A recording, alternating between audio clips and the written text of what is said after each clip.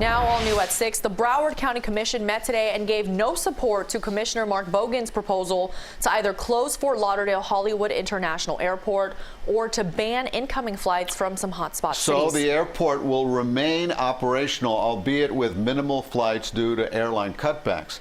As CBS 4's Hank Tester reports, some airlines have suspended service entirely. Major air carriers report as much as a 95% reduction in passenger demand.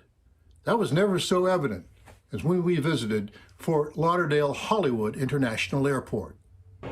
How long will they continue to fly? It's a question haunting airport operators across the nation.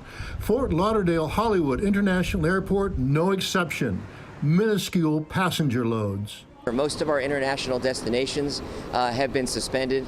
We're still going to Brazil, we're still going to Canada, but I think most of the other service has been suspended. On a typical day, 80,000 passengers pass through FLL. These days, 4,000 to 5,000.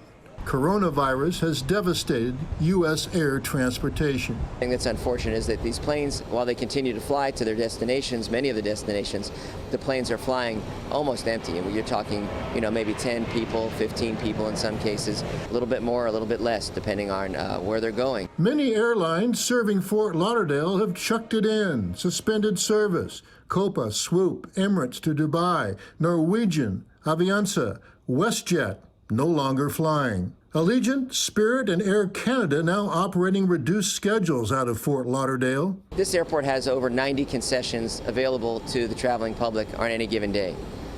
Today, with COVID-19 impacting the community and the airport, we might have 10. We have availability in all the terminals that are still open, all the concourses that are still open. If we're open for service, we're still going to have food, news and gift, that type of thing available, but in a much reduced capacity. It all boils down to no demand out there to fly other than what is absolutely necessary. Folks trying to get home to shelter in, medical personnel, first responders heading to hotspots.